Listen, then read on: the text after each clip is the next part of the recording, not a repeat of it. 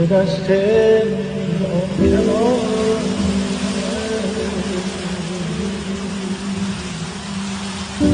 جهان دست نمایدی از آن چشم از آن